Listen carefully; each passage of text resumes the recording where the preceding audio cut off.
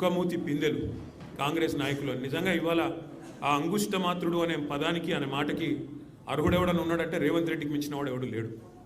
కుక్కమూతి పిందెలు అని కాంగ్రెస్ నాయకులను తారక రామారావు గారు అనేది ఖచ్చితంగా వారికి తగిన మాట అది. ఎందుకంటే ఒక్కసారి ఆలోచిస్తే నదీ జలాలు అని చెప్పి నిన్న చర్చ పెట్టారు. అసలు ఈ ముఖ్యమంత్రి గారికి బేసిన్లు తెలియదు, బేసిక్స్ అంతకంటే తెలియదు. దేవాదుల ఏ బేసిన్లో ఉంది అని అడిగే వ్యక్తి ఇరిగేషన్ మీద మాట్లాడుతూ అంటాడు. అట్లాగే ఆయన ముఖ్యమంత్రి అయిన తర్వాత వట్టెం పంప్ హౌస్ మునిగినా ఇంతవరకు కనీసం దాని మీద సమీక్ష చేయలేని అసమర్థుడు రేవంత్ రెడ్డి. ఎస్ఎల్బీసీ టన్నలు తన అవినీతి వల్ల కుప్పగొలితే 8 మంది అందులో సజీవంగా జల సమాధి అయితే ఇంతవరకు వాళ్ళ శవాలను కూడా బయటికి తీయలేని ఒక అసమర్థ పరిపాలకుడు రేవంత్ రెడ్డి. సుంకిశాల రిటైనింగ్ వాళ్ళు పేక మేడలాగా కుప్పకూలితే ఏ సంస్థనైతే నిర్మాణం చేస్తోందో ఆ సంస్థను బ్లాక్ లిస్ట్ చేయాలి అని నీ డిపార్ట్మెంట్ స్వయంగా సిఫారసు చేసినా దాన్ని అమలు చేయలేని అర్భకుడు రేవంత్ రెడ్డి. అట్లాగే ఆయన పరిపాలన గురించి ఒక మాటలో కట్టే కొట్టే తెచ్చే అన్నట్టు చెప్పాలి అంటే ఏమున్నది పరిపాలన గొప్పతనం ఈ 2 ఏళ్లలో? పేల్చివేతలు, కూల్చివేతలు, ఎగవేతలు. మనం ఎన్నో చూసాము చరిత్రలో. కానీ ఇంత చెత్త ప్రభుత్వం, చెక్ డ్యామ్లను పేల్చేసే చెత్త ప్రభుత్వం బహుశా భారతదేశంలో కాదు ప్రపంచంలో ఎక్కడ ఉండదు. ఎవరైనా నిర్మాణాలు చేస్తారు, మీరు విధ్వంసం తప్ప మీకేమి తెలియదు. పేల్చివేతలు ఎట్లా అయితే మేడిగడ్డను బాంబులతో పేల్చారో అట్లాగే ఇవాళ చెక్ డ్యాములు పటాకాలు పేల్చినట్టు పేలుస్తూ ఉన్నది కాంగ్రెస్ నాయకత్వం. దానికి వంతపాడుతున్నది ఈ దిక్కుమాలిన ప్రభుత్వం. కూల్చివేతలు, పేదల ఇల్లు కూల్చడం తప్ప ఒక్క ఇల్లు కట్టిన ముఖం లేదు మీకు 2 ఏళ్లలో. ఇక ఎగవేతల గురించి అయితే మిమ్మల్ని ఎన్నిసార్లు ఉరిదీయాలో తెలియదు. మరి ఉరిదీయాలి అని మాట్లాడుతున్నావు. నీ రాహుల్ గాంధీని ఉరిదీయాలి. ఎక్కడ? అశోక్ నగర్ నడి చౌరస్తాలో 2 లక్షల ఉద్యోగాలు అని చెప్పి మాట తప్పినందుకు రాహుల్ గాంధీని ఉరిదీయాలి. రైతులకు రుణమాఫీ చేస్తా అని చెప్పి మాట తప్పినందుకు వరంగల్లో రాహుల్ గాంధీని ఉరిదీయాలి. బీసీలకు 42% రిజర్వేషన్ అని చెప్పి మాట తప్పినందుకు మీ నాయకత్వాన్ని, కాంగ్రెస్ నాయకత్వాన్ని, రాహుల్ గాంధీని, రేవంత్ రెడ్డిని కామారెడ్డిలో ఉరిదీయాలి. ఉరి తీసుకుంటూ పోతే 420 హామీలు ఎగ్గొట్టినందుకు 420 సార్లను నీ 420 కాంగ్రెస్ పార్టీని ఉరిదీయాలి. కేసీఆర్ గారిని పట్టుకొని నోటికొచ్చినట్టు మాట్లాడుతూ పనికిమాలిన చెత్తవాగుడు వాగుతూ నిన్న శాసనసభలో ఆయన మాట్లాడిన మాట బాధ ఎక్కడ అంటే, సరే ముఖ్యమంత్రి ఒక అర్భకుడు, అంగుష్టమాత్రుడు, ఒక నికృష్టుడు, ఇవన్నీ మనకు తెలుసు. సర్వభ్రష్ట ప్రభుత్వానికి ఇవాళ అధినేత ఈ ముఖ్యమంత్రి. సర్వభ్రష్ట ప్రభుత్వం ఇది. ఈ రంగం ఆ రంగం అని కాదు, అన్ని రంగాల్లో అట్రఫ్లాప్ ప్రభుత్వం, సర్వత్రా విఫలమైన ప్రభుత్వం ఈ ప్రభుత్వం. కానీ బాధాకరమైన పరిస్థితి ఏమంటే, అందరి హక్కులకు కస్టోడియన్లా ఉండాల్సిన స్పీకర్ గారు ఇవాళ ఆయన బడివే అనే మాట మాట్లాడితే కళ్ళప్పగించి ప్రేక్షక పాత్ర వహిస్తుంటే ఏమనాలనో అర్థం కావట్లేదు. ఇది పార్లమెంటరీ భాషనా? ఇది ప్రజాస్వామిక భాషనా? మాకు అనరాదా ఈ మాటలు? రేవంత్ రెడ్డి గారికి నేను చెప్తా ఉన్నా, నీకు ఒక భాషలో వచ్చేమో తిట్లు, మాకు 3-4 భాషల్లో వచ్చు. తిట్టాలనుకుంటే మీ తాత జేజమ్మలు దిమ్మె తిరిగేలాగా తిట్టే శక్తి మాకుంది. కానీ ఇంత నికృష్టంగా, ఇంత అల్పంగా, ఇంత దారుణంగా మీరు ఏదైతే వ్యవహారం చేస్తున్నారో ఇది ఎందుకు చేస్తున్నారో మాకు తెలుసు. ఎందుకంటే మీ అజ్ఞానాన్ని కప్పిపుచ్చుకోవడానికి. నీకు ఐఐటికి IIITకి అంతరం తెలియదు. ఐఐటికి IIITకి అంతరమే తెలియదు. నీకు బచావత్కు బ్రజేష్ కుమార్ ట్రిబ్యునల్కు తేడా తెలియదు. నీకు అసలు కృష్ణా బేసిన్ ఏందో, గోదావరి బేసిన్ ఏందో తెలియదు. నీకు అసలు తెలంగాణకి ఏం కావాలో తెలియదు. నీకు తెలిసిందల్లా ఒక్కటే, దోచుకోవడం, దాచుకోవడం తప్ప నీకు తెలిసింది ఏమీ లేదు. ఒక అజ్ఞానివి, ఒక ఉష్ట్రపక్షివి. నువ్వు ఏమనుకుంటున్నావు? నిన్న చెప్తున్నాడు ఆయన తెలంగాణ కోసం అంటే ఈ మహానుభావుడు ప్రాణాలు ఇస్తాడంట. నువ్వు తీసిన ప్రాణాలు చాలు, నువ్వు తీసిన ప్రాణాలు చాలు. ఇప్పటికే 836 మంది రైతులను పొట్టన పెట్టుకున్నాడు రేవంత్ రెడ్డి వచ్చిన తర్వాత. 100 మంది పైచిలకు ఆటో డ్రైవర్లను పొట్ట పెట్టుకున్నాడు. 100 మంది పైచిలకు గురుకులాల్లో పిల్లలను పొట్టన పెట్టుకున్నాడు. 48 మంది నేతన్నలను ఉసురు పోసుకున్నావు. ఇప్పటికే నువ్వు తీసిన ప్రాణాలు చాలు. నువ్వు ఆనాడు తెలంగాణ వాదుల మీదకి, తెలంగాణ బిడ్డల మీదకి తుపాకీ తీసుకొని పోయి తెలంగాణ ఉద్యమాన్ని అవమానించింది ఎవరు మర్చిపోలేదు.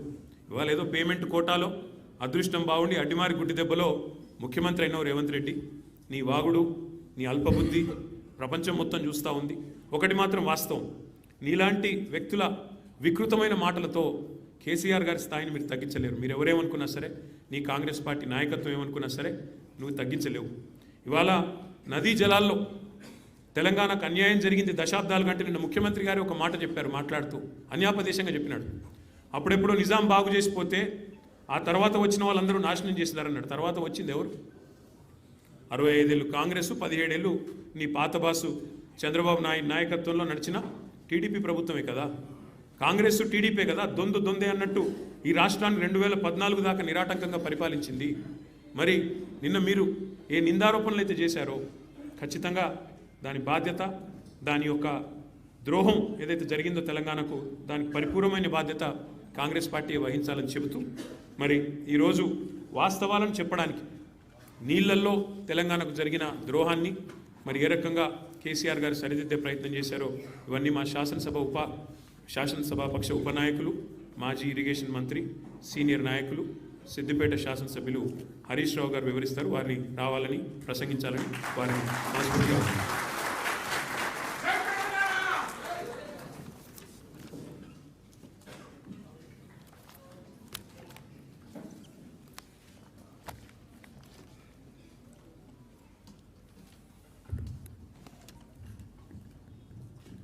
బీఆర్ఎస్ పార్టీ కార్యనిర్వాహక అధ్యక్షులు గౌరవనీయులు కేటీఆర్ గారు, వాస్తవానికి 2 రోజుల నుంచి వారు తీవ్రమైన జ్వరంతో బాధపడుతున్నా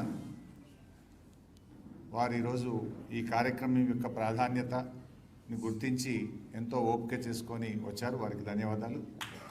వారు మరియు శాసనసభాపక్ష ఉపనాయకులు సోదరిమణి సబితా ఇంద్రారెడ్డి గారు, పెద్దలు శ్రీనివాస్ యాదవ్ గారు, పార్లమెంట్ నాయకులు పెద్దలు గౌరవనీయులు సురేష్ రెడ్డి గారు, మన కౌన్సిల్ డిప్యూటీ చైర్మన్ పెద్దలు గౌరవనీయులు బండా ప్రకాష్ గారు, గౌరవ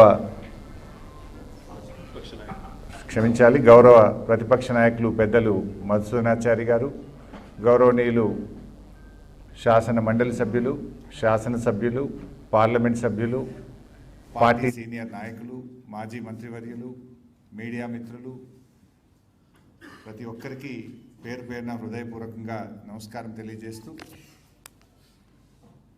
కేటీఆర్ గారు ప్రారంభంలోనే వారు స్పష్టంగా చెప్పారు. శాసనసభ నడిపిన తీరు, రేవంత్ రెడ్డి గారి వ్యవహార శైలి చాలా స్పష్టంగా వివరించారు. నేను మధ్యలో ముందుకు పోయినప్పుడు కూడా చెప్తాను. ముఖ్యంగా నిన్న శాసనసభ చూస్తే కాంగ్రెస్ పార్టీ తన ద్రోహాలను, వైఫల్యాలను కప్పిపుచ్చుకోవడానికి ఉత్తమ్ కుమార్ రెడ్డి గారు కట్టుకథలను, రేవంత్ రెడ్డి గారు పిట్ట కథలను చెప్పేటువంటి ప్రయత్నం చేశారు. పూర్తిగా మాట్లాడడం జరిగింది. తెలంగాణ రాష్ట్ర ప్రయోజనాలను ఫనంగా పెట్టిందే కాంగ్రెస్ పార్టీ. అయితే కాంగ్రెస్ చేసిన ద్రోహాన్ని, మోసాన్ని సరిదిద్ది తెలంగాణకు శాశ్వత నీటి హక్కులు కాపాడే విధంగా, నీటి హక్కులు పొందే విధంగా ప్రాజెక్టులు నిర్మించిన చరిత్ర బీఆర్ఎస్ పార్టీది. కాంగ్రెస్ ద్రోహాలను, కాంగ్రెస్ చేసినటువంటి తప్పులను, నిన్న శాసనసభలో వాళ్ళు మాట్లాడినటువంటి అబద్ధాలను ఇలా తెలంగాణ నీటి హక్కులు కాపాడడానికి గౌరవనీయులు తొలి ముఖ్యమంత్రి కేసీఆర్ గారు చేసినటువంటి కృషిని నేను ఇప్పుడు నా ప్రజెంటేషన్లో చూపిస్తాను. నేను ఈ పీపీటీ రాజకీయాల కోసం కాదు, ఎందుకంటే రాజకీయాలంటే పదవులు, రాజకీయాలంటే ఇలా పదవుల కోసం పోరాడేటువంటి, ఆరాటపడేటువంటి రోజులు చూస్తూ ఉన్నాం.